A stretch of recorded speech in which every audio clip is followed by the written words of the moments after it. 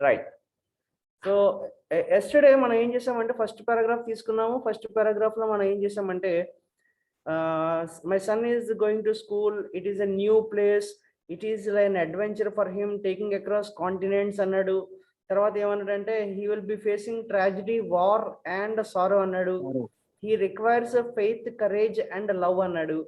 ఆ తర్వాత ఇంకేం చెప్పాడు, ట్రీట్ హిమ్ జెంట్లీ అన్నాడు. అతన్ని చాలా జెంట్లీగా ట్రీట్ చేయమన్నాడు.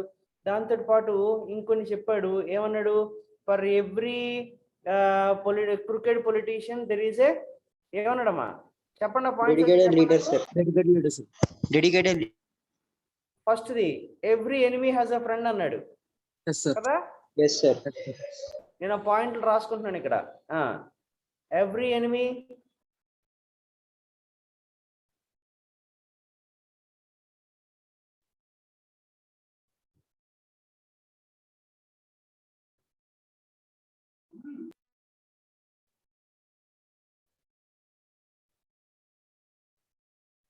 ఎవ్రీ ఎనిమీకి ఒక ఫ్రెండ్ ఉన్నాడు. ఓకే, తర్వాత సెకండ్ పాయింట్ ఏమన్నాడు, all men are not just men, sir.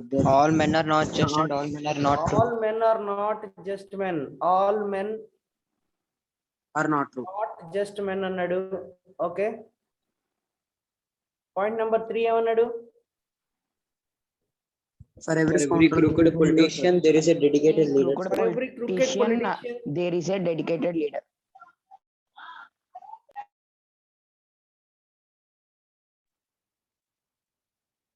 For every crooked politician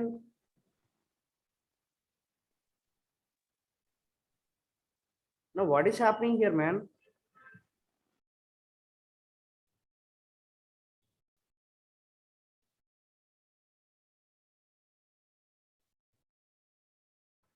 Sir, maybe the pen or the notepad is not good. My pad is not proper, man. Okay, That's what. right. Yes, sir. So what we'll do is we'll continue the class like this and see if we have anything to write, then we can go with the pad. Okay. Okay, sir. What we'll do is grammar part ki board pen వాడుకుందామండి. అప్పటి వరకు మనం ఏం చేద్దామంటే ఇది discussion కాబట్టి let us go with the audio only. Okay na? Okay, sir. Okay, sir. Right. For every enemy there is a friend, all men are not just men. And ఇంకేమన్నాడంటే cricket politician కి ఒక hero ఉంటాడు, అలాగే ఒక scoundrel కి ఒక hero ఉంటాడు, cricket politician కి ఒక డెడికేటెడ్ లీడర్ ఉంటాడు అని ఫస్ట్ పారాగ్రాఫ్ చెప్పాడు. Okay, now let us go with the second paragraph. Second paragraph ఏమన్నాడు చదవండి. someone start reading for that. Okay, Chinni, Can I, sir? yeah, Yes, sir. Dev Kumar, Chinni, start reading. Yes, sir. If you can, sense and is of far more value than a dollar found. Okay, In school, teach him it is far more honorable to fail than to cheat. okay, Teach him to learn how to gracefully lose and enjoy winning when he does win. when he does winning. తర్వాత second paragraph, తర్వాత paragraph కూడా Teach him to be teach him to be gently with gentle people, tough with tough people. Steer him away from envy if you can, and teach him the secret of quiet laughter. Teach him if you can how to laugh when he is sad. Teach him there is no shame in tears.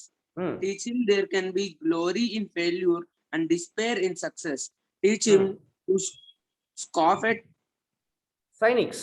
cynics. Okay, ఇక్కడ చూడండి, ఆ notebook లో రాసుకోండి, underline చేసుకోండి. Teach him if you can that 10 cents earned is far more value than a dollar found. Okay, I will ask you one simple question. Parekh, are you there? Sir, I am, sir. Okay, నువ్వు ఒక road మీద వెళ్తున్నావు. Road మీద వెళ్తూ నీకు road మీద ఒక 2000 rupees కనిపించింది. Okay, Okay, sir. తర్వాత రోజు you did some hard work and you earned 500 rupees. Okay, sir. The third day you last both 2000 rupees and 500 rupees also. Okay, sir. నీ పాకెట్ నుంచి పడిపోయింది. Okay, sir. ఇప్పుడు చెప్పు నాకు, దేనికి ఎక్కువ బాధపడతావు నువ్వు? For 500 rupees, sir. Absolutely right.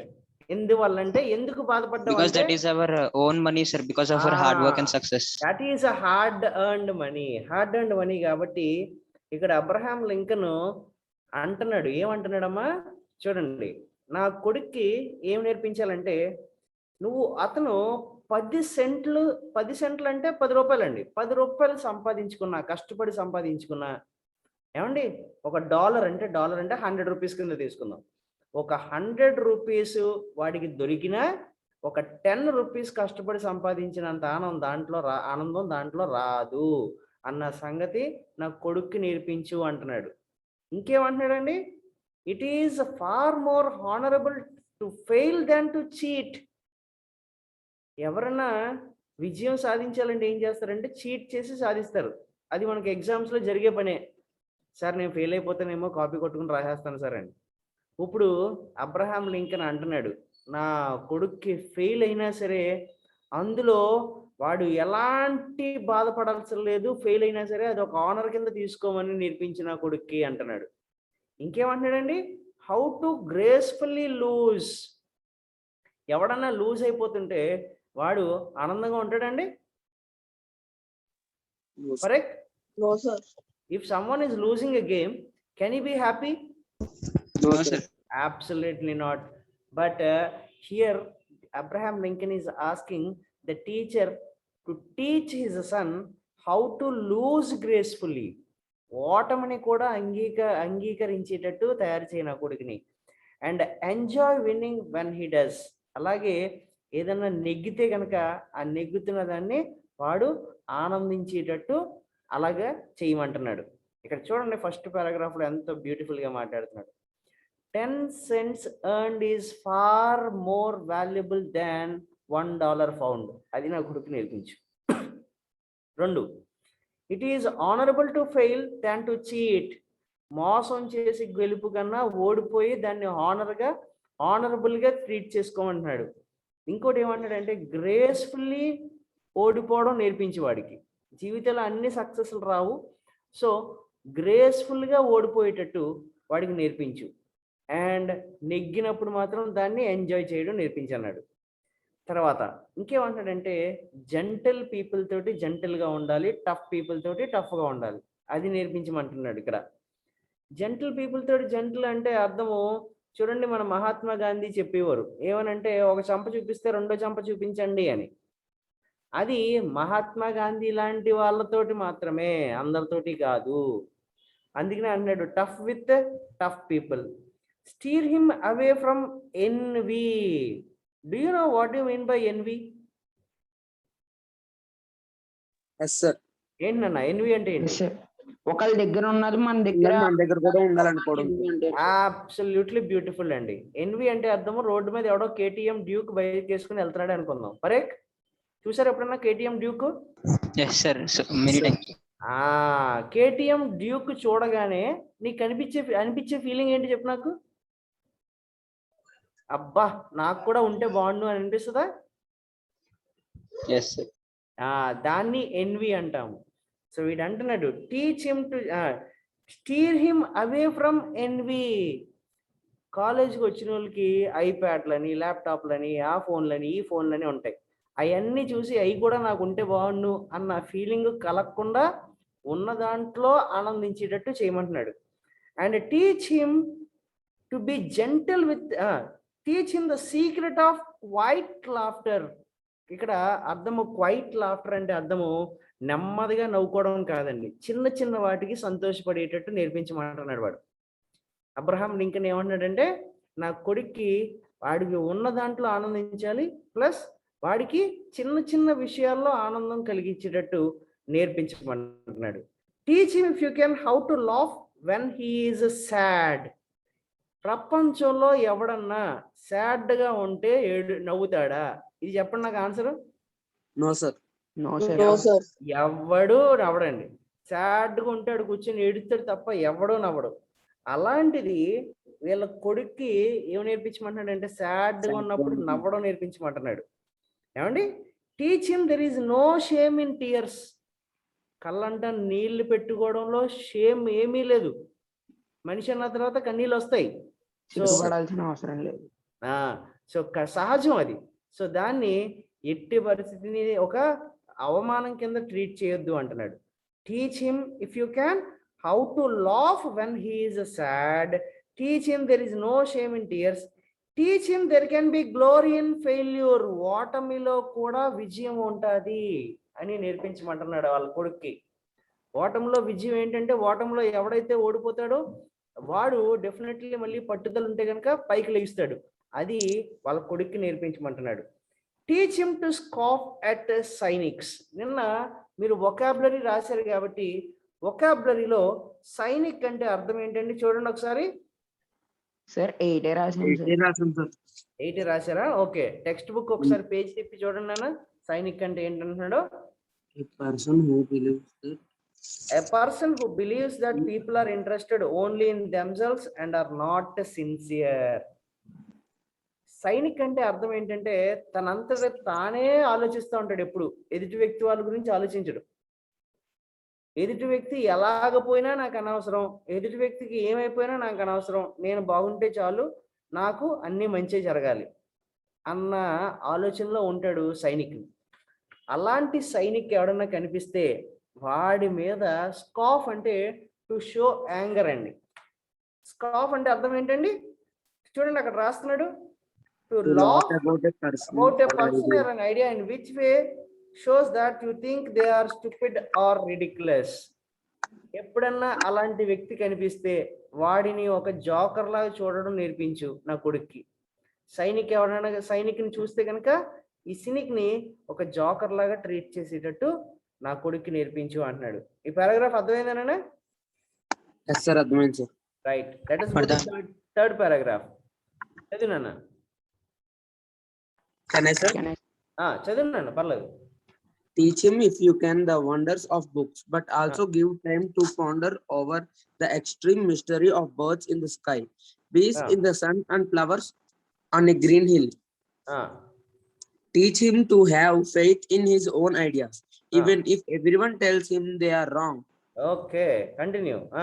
Try to give my son the strength not to follow the crowd when everyone else is doing it. Teach him to listen to everyone, but teach him also to filter all that he hears on a screen of truth and take only the good that comes through. Okay, ఈ paragraph ఎవరైనా explain చేస్తారా క్లాస్లో నాకు? Yes sir, I will. Okay, చెప్పు నాన్న. Yes. Teach him if you can the wonders of books. Books explain చేయమన్నారు sir. Wonder of books, wonder of గొప్పతనాలు ఉంటాయి కదా సార్. ప్రపంచంలోకెల్లా అతి అతి బ్యూటిఫుల్ అయిన ఫ్రెండ్ ఎవరంటే ఒక పుస్తకం అంటాడు. సో కంటిన్యూ చేయను. పుస్తకం యొక్క బ్యూటీని తర్వాత but also give time to ponder over the extreme mystery of birds. ఇది ఏంటో అర్థం కాలేదు sir. Give him to ponder over the extreme mystery of birds in the sky, bees in the sun, and flowers on a green hill. ఇప్పుడు మనం ఎప్పుడన్నా మీరు observe చేస్తే చిన్న పిల్లలు గాల్లో ఎగురుతున్న విమానాన్ని కానీ గాల్లో ఎగురుతున్న పక్షులు కానీ చాలా విచిత్రంగా అలాగే దానికేసి అలా చూస్తూ ఉంటారు. ఎప్పుడన్నా అబ్జర్వ్ చేశారా ఇది? Yes sir. యశ్వంత్ ఉన్నావా? Yes sir. సో మనం సాధారణంగా చిన్న పిల్లలు ఏం చేస్తారంటే గాలిలో ఎగురుతున్నది ఏదైనా సరే వాళ్ళకి విచిత్రంగా అనిపిస్తుంది. మనకంటే అన్ని తెలిస్తే కానీ చిన్నపిల్లలు దాన్ని విచిత్రంగా చూస్తారు. ఇక్కడ వీడు అంటున్నాడు, give time to ponder over the extreme mystery of birds in the sky. ఒక పక్షి గాల్లో ఎలా ఎగురుతుంది, అది ఓన్లీ పక్షి కాదు, గాల్లో పక్షి ఎలా ఎగురుతుంది అన్నది పాండర్ అంటే అర్థం టు థింక్ అండి. ఆలోచించే శక్తి వాడికి కలిగించజేయి. నా కొడుకంట ఒక బర్డ్ ఎలా ఎగురుతుంది, ఆ బర్డ్ ఎందుకు ఎగురుతుంది, దేనికోసం ఎగురుతుంది అన్నదాన్ని నా కొడుకు నేర్పించమంటున్నాడు. అలాగే బీస్ ఇన్ ది సన్, ఇక్కడ బీస్ అంటే అర్థము హనీ బీస్ గురించి మాట్లాడుతున్నాడు అండి. Honey bees in the sun అంటే అవి పగటపూట బయటకు వచ్చి తమ పని తను చేసుకుని సాయంకాలం ఇంటికి వెళ్ళిపోతాయి. సో అవి చాలా హార్డ్ వర్కింగ్ క్రీచర్స్. దాని గురించి వాడు ఏమంటున్నాడంటే కంపల్సరీగా నువ్వు వాటికి తెలియజేయి. బీస్ ఎలా హార్డ్ వర్క్ చేస్తున్నాయో నా కొడుక్కి నేర్పించు. And flowers on a green hill. Excuse Yes, sir. Teach him to have faith in his own ideas, even if everyone tells him they are wrong. So నా తన కొడుక్కి యొక్క ఐడియాస్ లో నమ్మకం ఉంచాలి సార్. అందరూ తప్పు అని చెప్పినా తన మీద తనకి నమ్మకం ఉండాలి సార్. తన మీద తనకి నమ్మకం ఉండాలి. Very nice. తర్వాత Try paragraph. to give my son the strength not to follow the crowd when everyone else is doing it. అందరూ ఏం చేస్తున్నారో అదే ఫాలో అవ్వకుండా ఉండడం సార్. ఇప్పుడు చూడండి, పరేఖ్ని అడిగాం అనుకో, పరేఖ్ ఎవరిని ఫాలో అవుతావంటే పరేఖ్ అంటాడు సార్ పవన్ కళ్యాణ్ సార్ అంటాడు. కాదు సార్. కాదా? కాదు సార్. సో జస్ట్ లైక్ మనం ఒక క్రౌడ్ ఫాలో అవుతున్నట్టు కాకుండా వాడికి సొంత నిర్ణయాలు తీసుకుని దాన్ని ఫాలో అయ్యేటట్టు వాడికి నేర్పించు అన్నాడు. తర్వాత చెప్పినాను. Yes, sir. Teach him to listen to everyone, but teach him also to filter all that he hears on a screen of truth and take only the good that comes through. అంటే అందరూ చెప్పేది వినమన్నాడు sir, కానీ అందులో ఉన్న మంచిని మాత్రమే గ్రహించమంటున్నాడు.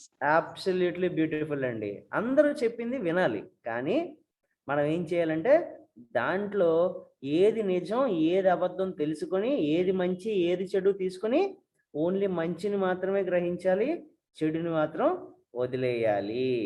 Very nice. చాలా beautiful గా ఎక్స్ప్లెయిన్ చేశారు. Now let us go to the last paragraph. Shall I tell, sir? Okay, who is that? Bhaskar. Okay, చెప్పినా చదివినా లాస్ట్ పారాగ్రాఫ్ నీకు ఇస్తాను. Teach him to sell his talents and praise to the Bhaskar Sir. నాకు చదివితే సరిపోదు, చదివి దాన్ని explain కూడా చేయాలి క్లాస్ లో నువ్వు. Okay, sir. Done. Teach him to sell his talents and brains to the highest bidder, but never to put a price tag on his heart and soul. Let him have the courage to be impatient. Let him have the patience to be brave. Teach him to have sublime faith in himself, because then he will always have sublime faith in mankind, in God. Okay. Last line. This is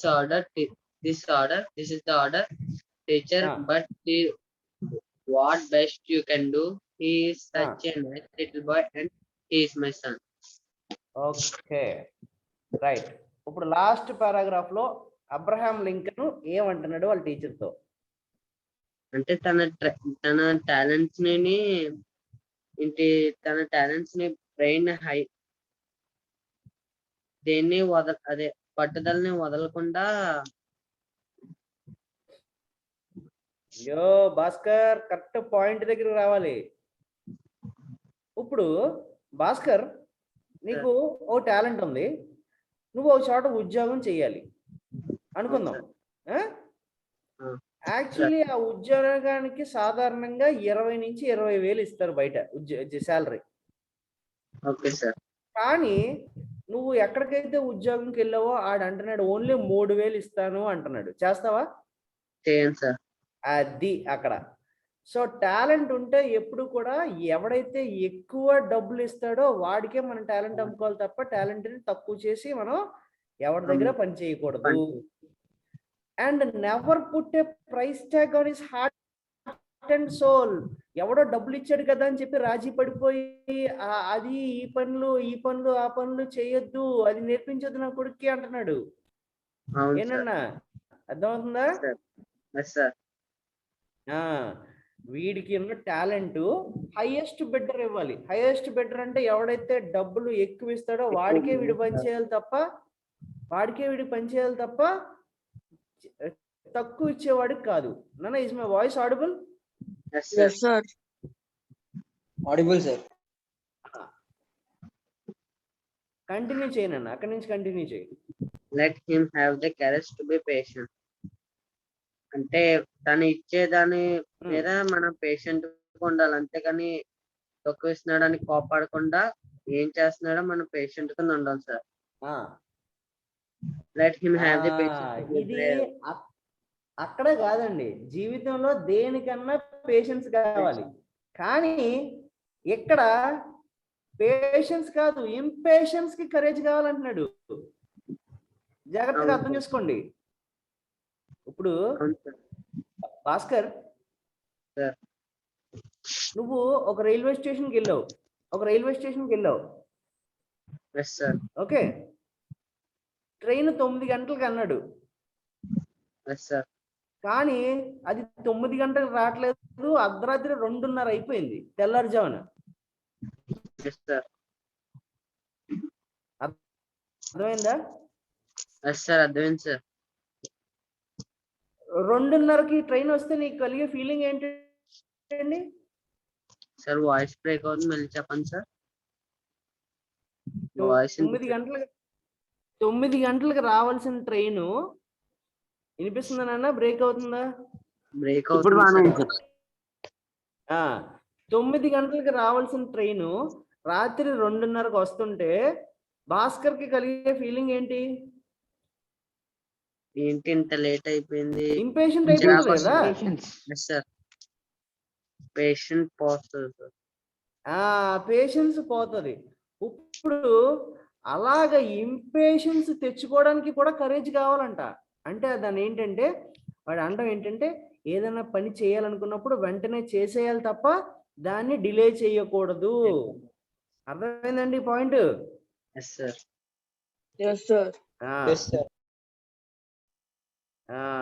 courage కి impatience కావాలి అంటున్నాడు.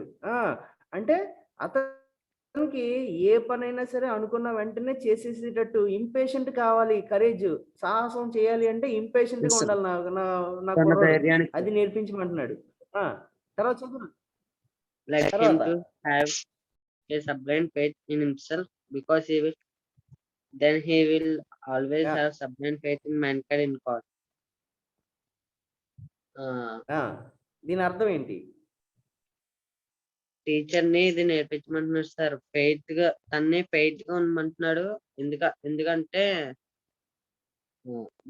దేవుడు God ఇచ్చిన భాస్కర్ మనం చూడు, point దాటిపోతున్నావు.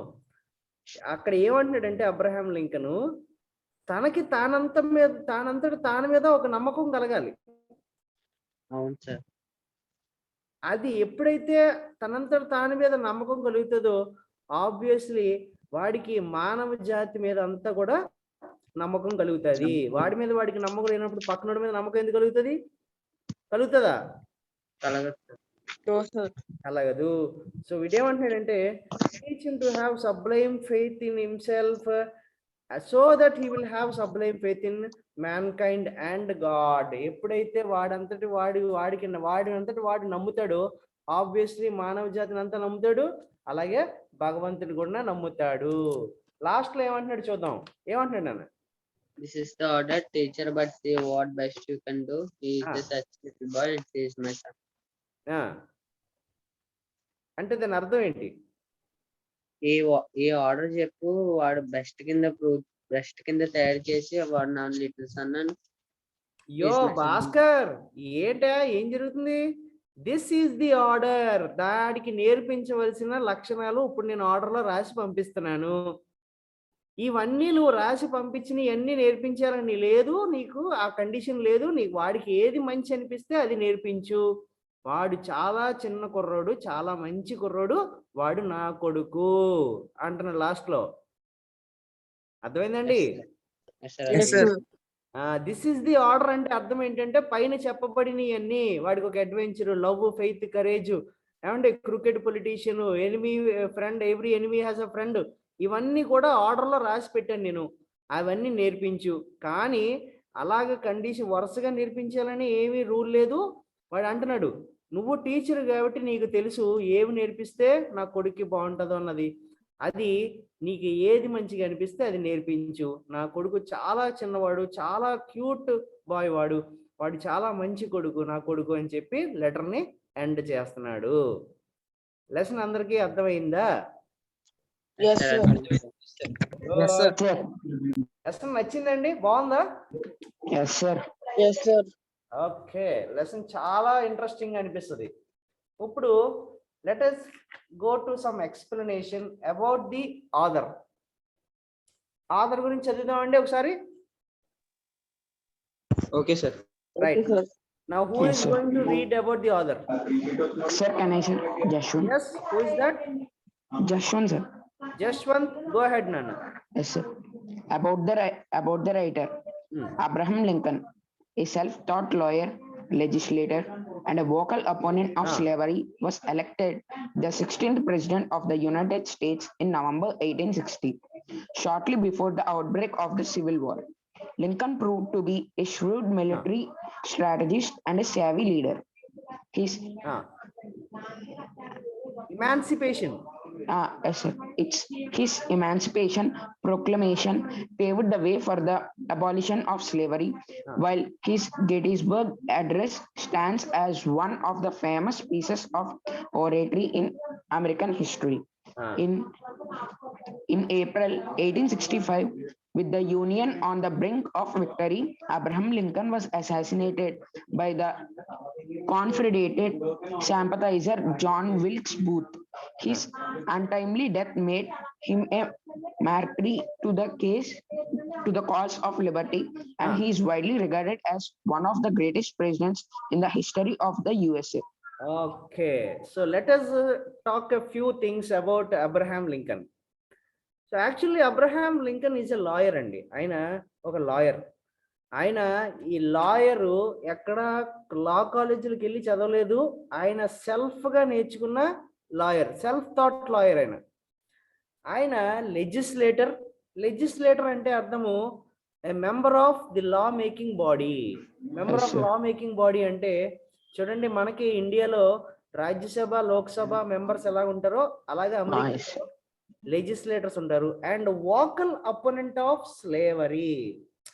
Abraham Lincoln అతను అంత గొప్పవాడు అవడానికి కారణం ఏంటంటే నల్ల జాతీయుల్ని చాలా నీచంగా చూసేవారు ఆ టైంలో. అబ్రహాం లింకన్ దాన్ని ఎప్పుడూ అపోజ్ చేసేవాడు. ఆయన ఏమనేవాడు అంటే మనుషులందరూ సమానమే, అలాగా వ్యత్యాసం చేసి చూడొద్దు, నల్ల జాతీయుల్ని సపరేట్గా చూడొద్దు అనే చాలా సందర్భాల్లో ఆయన బ్లాక్ పీపుల్ని సపోర్ట్ చేసుకుంటూ వచ్చాడు. Was elected the 16th president of United states. Abraham Lincoln USA, United states of అమెరికాలో ఆయన 16వ ప్రెసిడెంట్ అంటండి. ఈయన నవంబర్ 1860లో ఎలక్ట్ అయ్యాడు ప్రెసిడెంట్ కింద. అండర్లైన్ చేసుకోండి ఆ పాయింట్. ఏమండి, కరెక్ట్గా అదే టైంకి సివిల్ వార్ బ్రేక్ అయింది. సివిల్ వార్ అంటే తెలుసా మీకు?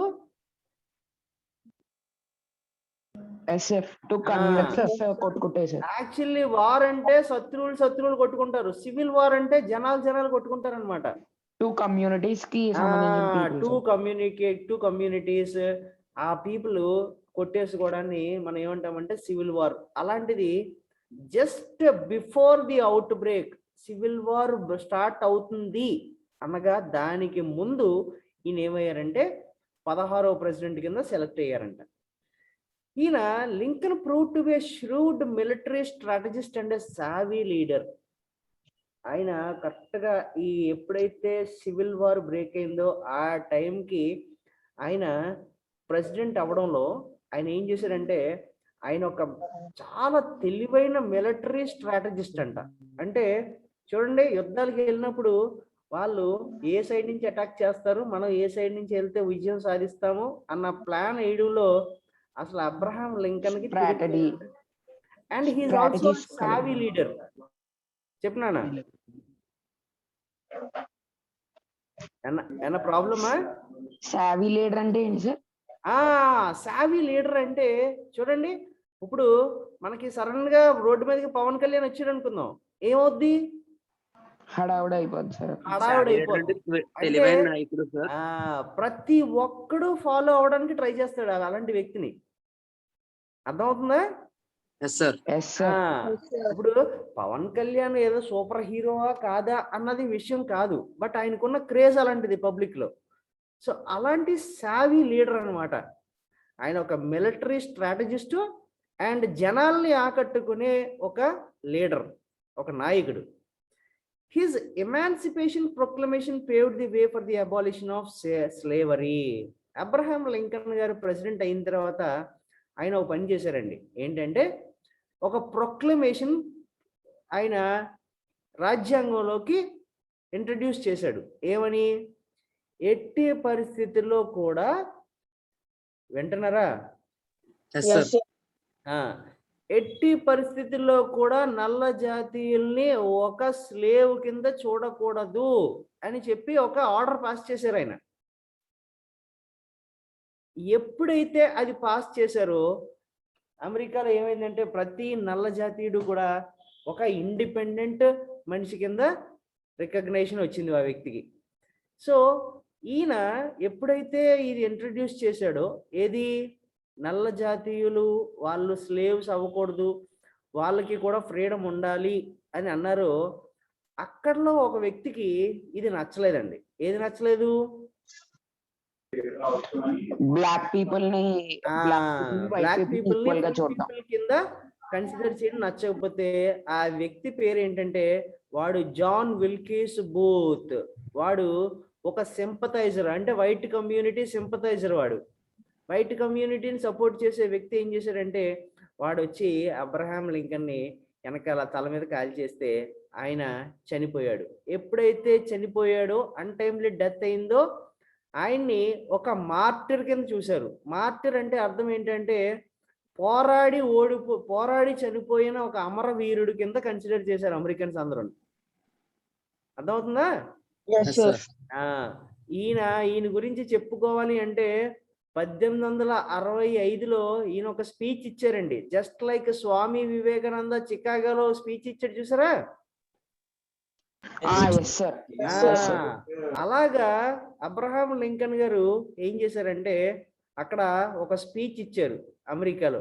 అది ఇప్పటికీ కూడా కథల కింద చెప్పుకుంటారంట. ఆయన ఆ రోజున అలా మాట్లాడాడు, ఇలా మాట్లాడాడు అని. సో ఈయన జాన్ విల్కీస్ బూత్ ఎప్పుడైతే ఆయన చంపేశాడో, అబ్రహాం లింకన్ చంపేశాడో, అందులో ఆ చంపవేయడంతో ఆయన ఏమాడంటే ఒక అమరవీరుడి కింద ఆయన్ని అమెరికాలో గుర్తించడం మొదలెట్టారు.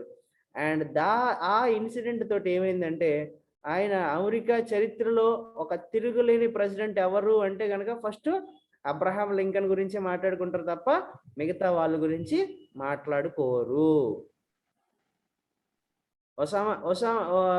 ఒసామా ఉన్నాడు, ఆ తర్వాత ఇంకా చాలా మంది ఉన్నారు, బిల్ క్లింటన్ ఉన్నారు, వీళ్ళందరూ ప్రెసిడెంట్లు అయ్యారు. వాడి గురించి మనం ఎక్కడైనా టెక్స్ట్ బుక్ లో చదువుకుంటామా? No, sir. But only Abraham Lincoln గురించి ఎందుకు చదువుతామంటే ఆయన చాలా గొప్ప పనులు చేశాడండి అమెరికాని విముక్తి చేయడానికి. ఓకే, అర్థమైందా? లెసన్ అందరికి అర్థమైందండి? సార్ మార్టిర్ అంటే ఏంటి సార్? అమరవీరుడు అండి, పోరాడి చనిపోయిన వాడు. మార్టిర్ అంటే అర్థం ఏంటంటే so one who died in a war. ఏనండి, అర్థమైందా? ఎస్ సార్, అర్థమైంది సార్. గుడ్. సో వర్క్ అందరూ చేశారా? ఎస్ సార్, చేసాం సార్. వర్క్ అందరూ చేశారు కాబట్టి నా మీ దగ్గర నోట్స్లు ఉన్నాయా నాన్న? ఓకే, నోట్స్లు కొన్నారు. Okay okay, just look at page number 4 తెరవండి.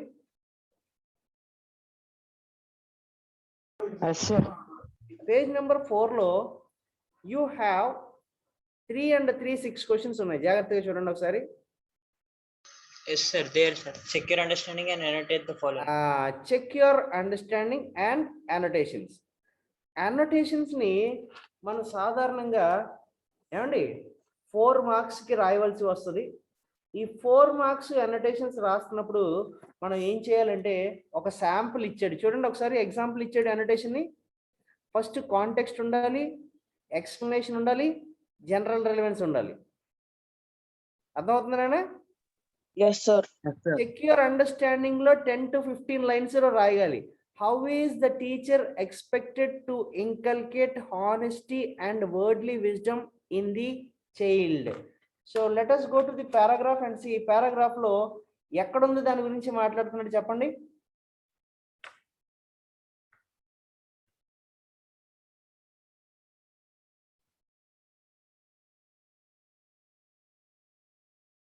హానెస్టీగా ఉండాలి. ప్లస్ ఇంకేమంటున్నాడు, వరల్డ్లీ విజ్డమ్ కావాలి అంటున్నాడు. ఎక్కడుంది అది? ఫస్ట్ పారాలో సార్. Absolutely right. దీనికి నువ్వు ఫస్ట్ పారాగ్రాఫ్ ని మొత్తం ఎక్కడి నుంచి అంటే, నువ్వు my son starts going school today కాడి నుంచి there is a dedicated leader వరకు రాసుకోవచ్చు. అర్థమవుతుందా? Yes sir. దానికి ఆ పారాగ్రాఫ్ క్వశ్చన్ రాస్తారా మీరు? Okay sir. లేకపోతే మీరు కాలేజ్కి ఎప్పుడన్నా ఒక రోజు వస్తే కనుక అప్పుడు ఇవ్వమంటారా మీకు నోట్స్? లేదు సార్, రాసేస్తాం సార్. రాసిస్తారండి? సార్. ఓకే. ఆ తర్వాత కాలేజ్కి వచ్చిన తర్వాత నేను ఒక నోట్స్ ఇస్తాను, దీనికి దానికి కంపేర్ చేసుకుని ఏది బాగుంటే అది రాద్దాం. ఓకేనా? అర్థం కాలేదు సార్. మీరు కాలేజ్కి ఏదో ఒక రోజు పిలుస్తానండి మిమ్మల్ని మీ వర్క్ చూడడానికి. Sir college Yes, sir. 19th open చేస్తారు కదా సార్, ఎగ్జామ్ ఉంది ఆ రోజు చూస్తారా సార్? మీరు ఏదో రోజు వస్తారు కదా, ఎగ్జామ్ పెట్టడానికో ఏదో రాయడానికో వస్తారు కదా, వచ్చినప్పుడు మీ నోట్స్ నేను చెక్ చేస్తాను. ఓకేనా? Okay sir.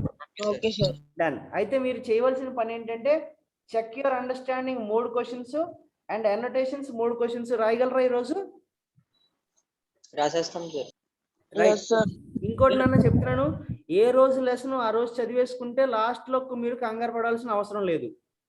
లేదంటే మాత్రం మళ్ళీ ఎగ్జామ్ రోజు ముందు అన్ని కూర్చొని మళ్ళీ చదవాల్సి వస్తుంది. Okay sir. చెప్పు నాన్న.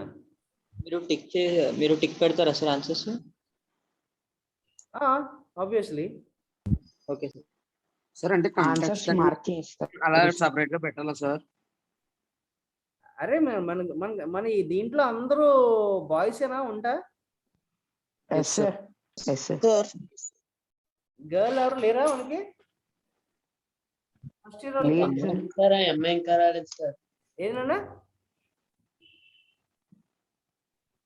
Not this. Participants Bhaskar, Gautam, Rohan, Yash and Dev Kumar. Okay, you do one thing నాన్న. ఏంటంటే ఓకే, నేను ఒకసారి సార్ని అడిగి మనం ఏమన్నా ఒక గ్రూప్ క్రియేట్ చేసుకొచ్చేమో అడుగుతాను నేను. ఓకేనా? ఒకవేళ Okay, sir. కనుక గ్రూప్ క్రియేట్ చేసుకోవచ్చు అంటే కనుక మీరు వర్క్ రాసి నాకు అందులో పెడతారా? Yes sir. Yes sir. అవును కదా? Okay yes sir. మీరు రాస్తున్నారా లేదా నేను చెక్ చేయాలి కదా. Yes sir. సార్. చెప్పినా కెన్ వి షో అంటే మేము లైవ్ మీటింగ్ లో వీడియో ఆన్ చేసి చూపించచ్చు కదా సార్? okay, you want to show your work? Okay, you can show, it's not a problem. Means in this meeting by after completing the work we can show now sir. After completing the meeting, after the completing the meeting I will not be in the college nana. నేను అందుకనే అంటుంది. కాదు sir, మా work అయిపోయాక మేము video on చేసి చూపిస్తే సరిపోద్దా?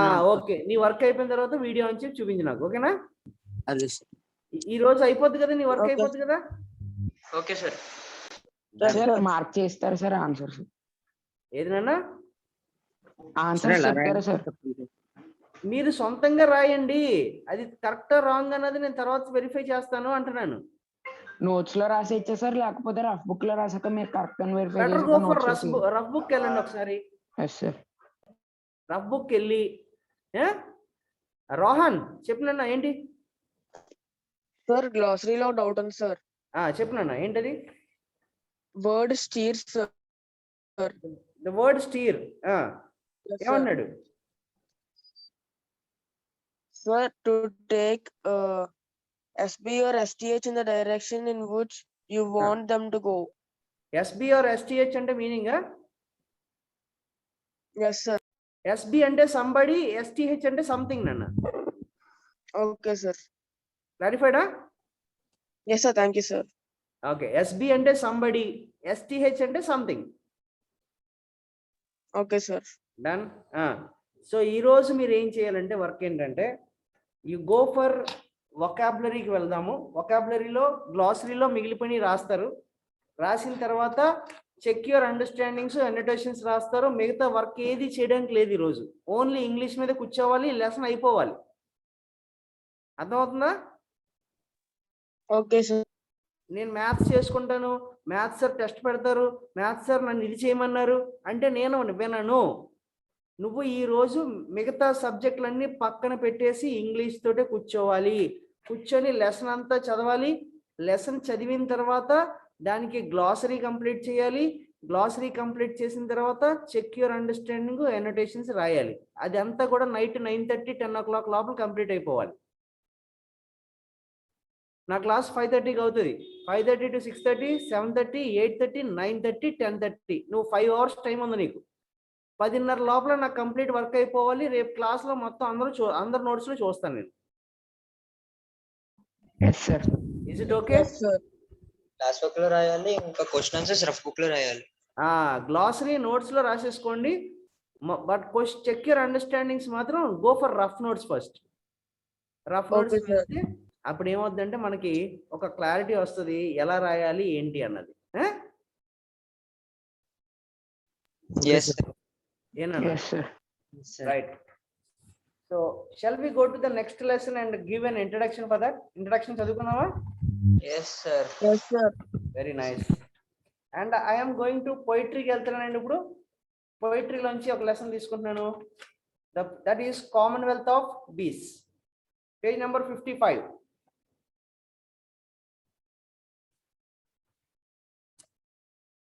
Yes sir. Let us go to about the poet. ఎవరు చదువుతారు? Can I, sir? Yeah, who is that? Jashwanta? Just one, sir. Okay, Jashwant, go. Yes, sir. William Shakespeare, 26 April 1564, baptized.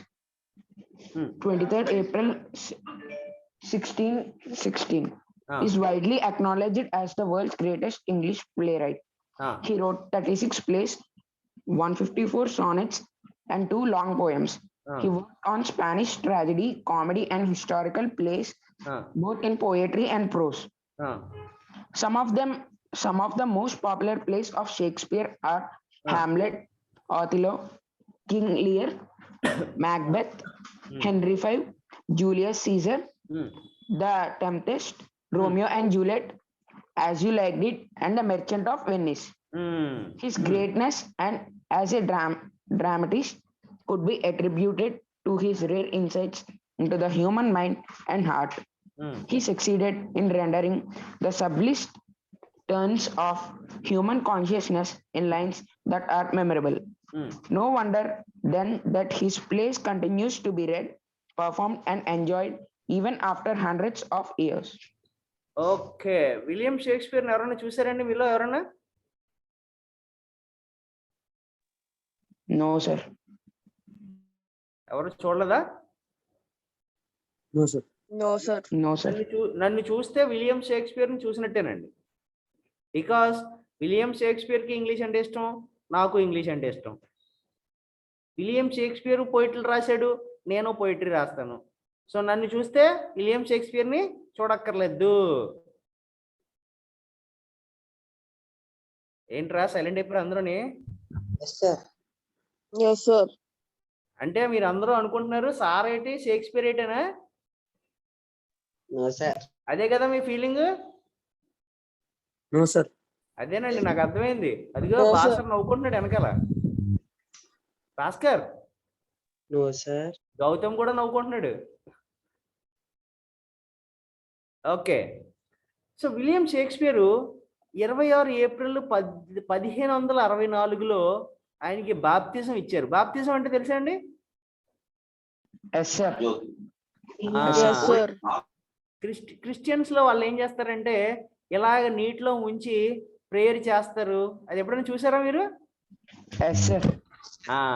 So అలాగా ఏమైందంటే William షేక్స్పియర్ని 26 April 1564లో baptise చేశారు. ఆయన 23 April 1616లో చనిపోయారండి ఆయన. ఈ మహానుభావుడు ఏంటంటే చూడండి, 23 ఏప్రిల్ 26 ఏప్రిల్ జస్ట్ 3 రోజులు తేడా అంతే, పుట్టినరోజుకి చచ్చిపోయిన రోజుకి. చాలా కొద్ది మందికి వస్తుంది అలాంటి భాగ్యం, ఏప్రిల్లో పుట్టి ఏప్రిల్లో చచ్చిపోవడం. అవునా కదా రోహన్? Yes, sir. బరేక్ ఎప్పుడైనా Yes. చూసావా అలాంటిగా నువ్వు? చూసాను సార్. ఆ అలాంటి వ్యక్తి ఒక వ్యక్తి William Shakespeare. He is widely acknowledged as the world's greatest English playwright. ప్రపంచంలో ఉన్న అతి గొప్ప ప్లే రైటర్ ఎవరంటే మనం ఏం చెప్తామంటే సార్ రాఘవేంద్రరావు సార్, లేకపోతే రామ్ గోపాల్ వర్మ సార్ అంటాం. కాదు. బాహుబలి క్రియేట్ చేసిన రాజమౌళి సార్ ప్లే రైటింగ్ అంటే సార్ అంటాం. కాదు. అసలైన ప్లే రైటర్ ఎవరంటే మనకి William Shakespeare. He wrote 36 place. ఆయన 1564 నుంచి 1616 వరకు మొత్తం ఆయన రాసిన ప్లేస్ ఏంటంటే 36 ప్లేస్ అండి. ఈ 36 ప్లేస్లో ఇప్పటికీ కూడా మనకి గుర్తుండిపోయేది ఏంటంటే రెండు, Romeo and Juliet and the merchant of Venice. ఈ రెండు చదివారా క్లాస్లో ఎప్పుడన్నా? Yes, sir.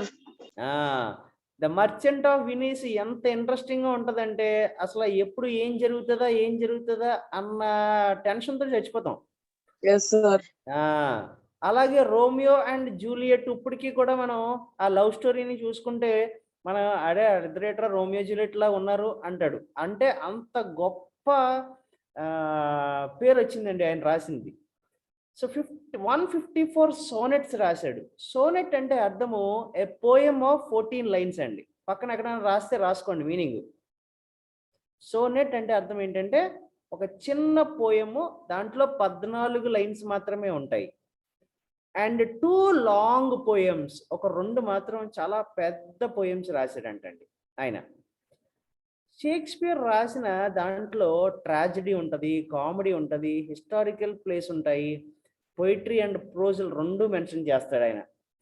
ఈయన రాసిన దాంట్లో కొద్ది గొప్ప దాని గురించి చెప్తున్నాడు చూడండి. ఒకటి Othello, King Lear, Macbeth, Henry V, Julius Caesar, Tempest, Romeo Juliet, as you like it and Merchant of Venice. ఇవి షేక్స్పియర్ రాసిన లాంగ్ ప్లేస్లో చాలా పేరు పొందిన ప్లేస్ అండి ఇవి. His greatness as a dramatist could be attributed to his rare insights into human mind and heart. Shakespeare రాసిన నాటకాలు ఏదైనా సరే మనసుకి హత్తుకుపోతాయి అనమాట. అంటే నీకు నాకు నిజ జీవితంలో మనకి ఎలా చూస్తామో అలాంటి రియాలిటీ కనిపిస్తుంది ఆయన యొక్క ప్లేస్లో. He succeeded in rendering the subtlest turns of human consciousness into lines that are memorable. చూడండి, నువ్వు నేను అనుకుంటాం, కొన్ని ఫీలింగ్స్ ఉంటాయి.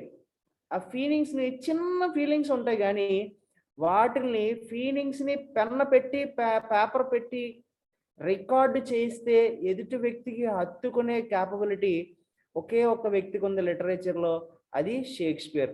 సో షేక్స్పియర్ యొక్క ప్రోజ్ కానీ షేక్స్పియర్ యొక్క పొయిట్రీ కానీ ఏమవుతుందంటే మనిషి యొక్క హ్యూమన్ మైండ్ అండ్ హార్ట్ని ఒక పెన్ ఇచ్చి రాస్తే ఎలా ఉంటుందో ఆయన యొక్క పొయిట్రీ ఎలా ఉంటుందంట. ఏమండి, no wonder then his place continued to be read, performed and enjoyed even after 100 years. ఇప్పుడు ఒకసారి చూద్దాం, 1564 ఎక్కడ, 2021 ఎక్కడ? జశ్వంత్, ఆల్మోస్ట్ 500 years అయిపోయిందా? Yes, sir. Yes, sir. 500 years అయిపోయిన తర్వాత కూడా మనం షేక్స్పియర్ లెసన్ ని మాట్లాడుకుంటున్నాం అంటే ఈరోజు షేక్స్పియర్ యొక్క గొప్పతనం ఏంటో నేను చెప్పక్కర్లేదు అనుకుంటాను. అర్థమైందన్నా? Yes, sir. సో ఈ రోజు ఏం చేస్తామంటే మనం ఒక పోయం తీసుకుంటామండి, షేక్స్పియర్ రాసిన పోయము. ఆ పోయంకి వెళ్ళే ముందు అబౌట్ ది పోయం చదువుకున్నాం కాబట్టి అబౌట్ ది పోయెట్ క్లాసులో నాకు రోహన్ ఒకసారి డీటెయిల్గా ఎక్స్ప్లెయిన్ చేస్తాడు. చెప్తున్నా Rohan.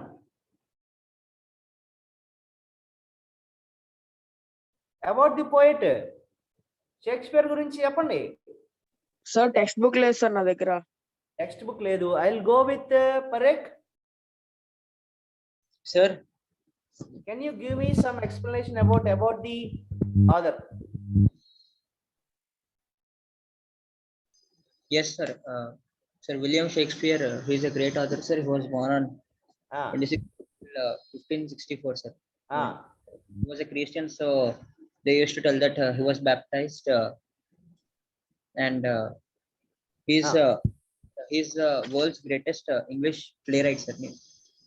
He writes comedy dramas, poems, and also he writes sonnets, sir. Sonnet is nothing but a 14 line, a 14 stanza poem, sir. 14 stance అంటే మరి 4 లైన్స్ అయిపోతాయండి, అలా కాదు. సోనెట్ అంటేనే పోయమ్ ఆఫ్ 14 లైన్స్, ఓకేనా? Yes, sir. స్టాన్స్ అంటే 4 lines. Sorry, yes, sir. He wrote 154 sonnets, and a sonnet means 14 lines poem, sir. He also wrote, 36 plays and many long poems, 2 long poems. Worked on historical plays, Spanish tragedy plays and comedy plays, and many of like Romeo and Juliet, The Tempest, and the of Venice. Also, he's a means the feelings of his own can be kept only by one of the greatest playwright poet, that is William Shakespeare, sir. That's nice. తర్వాత And whenever the any person studies any poet or any drama of William Shakespeare, sir, he is so enjoyed, sir. Sir, and he was died on 23rd April 1616, sir. 1616. And even after so many centuries or hundreds of years, we still read and we still perform and we still enjoy the writings of William Shakespeare. Okay, so ఇది ఏంటి అన్నది మనం next class లో చదువుకుందామా? Sure, sir. Very nice. About the author చదివేసుకున్నాం కాబట్టి రేపు గుర్తుపెట్టుకోండి, క్లాస్కి వచ్చిన తర్వాత నేను అబౌట్ ది ఆథర్ మళ్ళీ ఒకసారి అడుగుతాను, మీరు చెప్పాలి, ఓకేనా? Okay, sir. గైస్ ఈ రోజు మాత్రం వర్క్ కంప్లీట్ చేసేయండి. ఏంటది? Letter to his sons and teacher లో check your understanding. So 10 to 15 lines లో 3 క్వశ్చన్లు ఉన్నాయి. అనోటేషన్స్ కి ఒక ఎగ్జాంపుల్ ఇచ్చాడు, ఆ ఎగ్జాంపుల్ తీసుకుని నువ్వు క్వశ్చన్ పట్టుకుని ఒక అనోటేట్ చేస్తూ ఈ రోజు నువ్వు నోట్స్, రఫ్ నోట్స్ లో ఒకటి రాయగలగాలి, ఓకేనా? Okay, sir. Hardly 1 hour 1.5 hour కూడా పట్టదండి. సో కంప్లీట్ చేసేసుకోండి. తర్వాత గైస్ భాస్కర్, రోహన్, పరేక్, జశ్వంత్, చిన్ని అందరూ ఏ రోజు లెసన్స్ ఆ రోజు కంప్లీట్ గా చదివేసుకోండి. ఏ రోజు లెసన్స్ ఆ రోజు కంప్లీట్ గా చదివేసుకుంటే నువ్వు ఎగ్జామ్స్ ముందు మళ్ళీ నువ్వు ఏం చదవాల్సిన అవసరం లేదు. Okay, sir. అర్థమైందనా? Yes, sir. Actually English is experience based subject అండి. ఎక్స్పీరియన్స్ బేస్డ్ సబ్జెక్ట్ అంటే నువ్వు దాన్ని ఒకసారి చూస్తే రెండోసారి దానికి బుర్ర వాడవలసిన అవసరం లేదు. సో ఎలా ఉందో దాన్ని మనం అలాగా రిప్రజెంట్ చేస్తే చాలు, ఓకేనా? Okay, sir. Right. So we will meet again in tomorrow's class, and for tomorrow's class you get your ready notes ready, and we will join at tomorrow 4:30. Right? Yes, sir. Okay, Nana. Have a nice day. Bye bye. Thank you, sir. Bye, sir. Thank you, sir. Bye bye. Thank you, sir. Thank you, sir. Bye, sir.